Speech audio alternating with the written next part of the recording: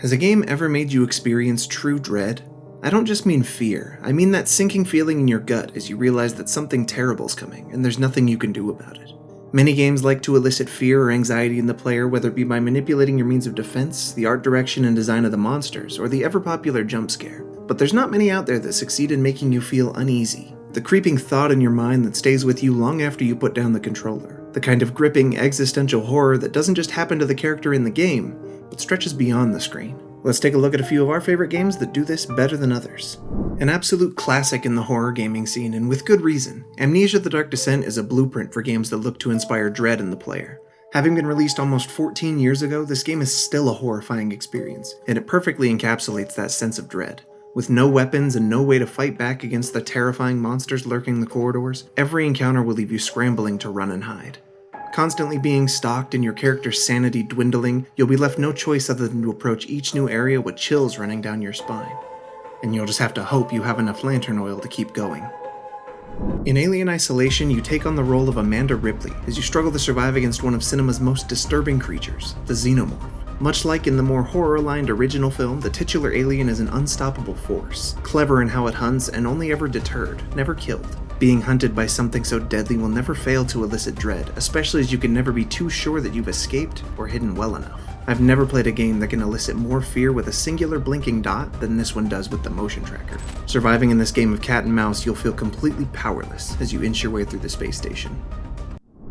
A game like Pathologic 2 isn't scary in the traditional sense. Instead, it offers a more hollow and haunting experience. Tasked with curing a mysterious plague over the course of 12 in-game days, in many ways the fate of the entire town is in your hand. But you're also faced with many moral decisions that affect everything around you in unknowable ways, all while managing things like hunger, exhaustion, and infection level. The real dread creeps in as you struggle to manage the ticking clock, the fear of running out of supplies, or backing yourself into an unwinnable corner as things become increasingly more desperate.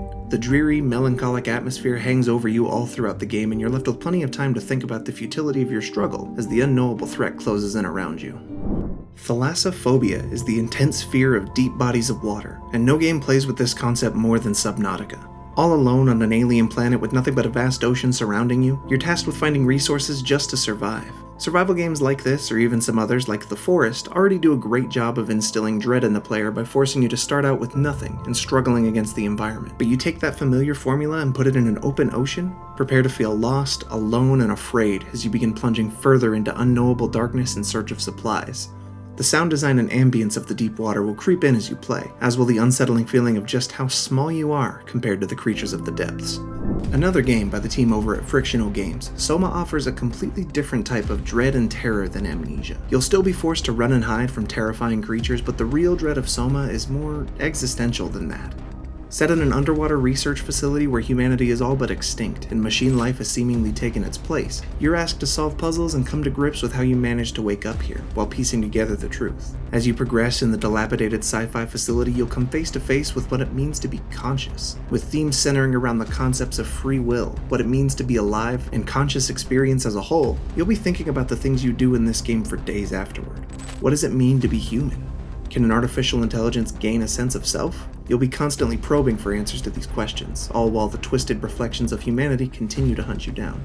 While I may personally prefer the third game, and the fourth game has more moments of outright terror and bewilderment, there's quite simply nothing like Silent Hill 2 if you're searching for that feeling of dread. Silent Hill 2 steps away from the overarching storyline of the series to tell a more personal story of tragedy and grief for our protagonist James Sunderland. All of the iconic visuals and monsters are here, accompanied by the haunting soundtrack and sound design. There isn't much out there that fills a gamer with more dread than Pyramid Head, the manifestation of James's guilt within the town. In his first appearance here before becoming something of a mascot for the franchise. From the story and strange voice acting to the exploration and to the horrific design of the monsters, everything here works in tandem to create a deeply unsettling experience that will stick with you long after the credits roll. Unless you get the dog ending. That one's just fun. Another first-person horror game with no combat system to speak of, Outlast is one of the best in the genre at inducing dread. As you sneak your way through Mount Massive Asylum, the game does a fantastic job emulating found-footage style movies like The Blair Witch Project or Wreck, as your camera is often the only way you can even see what lies ahead in the darkness. You're forced to scavenge for additional batteries just to be able to see, all while being mindful of the many presences that stalk the corridors in search of you. With the intense atmosphere and grimy visuals, the game balances the more bombastic chase sequences with enough slow, methodical gameplay to allow the player to feel the anticipation and dread building as they progress. The Whistleblower DLC even offers another layer of depth to the narrative and has its own share of dread-inducing sequences too. I mean no exaggeration when I say that PT is one of the scariest experiences in gaming I've ever had, and I don't think many out there would argue against that. As someone lucky enough to get a hold of it before it was taken off the PlayStation Store, I've never deleted it, but I've also never revisited it. The unknowable nature of the game as you round the same hallway over and over again perfectly attributes to the ever-increasing dread of not wanting to turn that corner. The atmosphere is heavy with familiarity but distorted, almost blurred, as the game itself toys with reality, creating an uncanny feeling. All of this without even mentioning the almost creepypasta-like nature of the game's existence itself, almost like an urban legend made real. Many games have tried to replicate PT's expertly crafted, dread-inducing experience, but nothing quite measures up to it. So that's our list.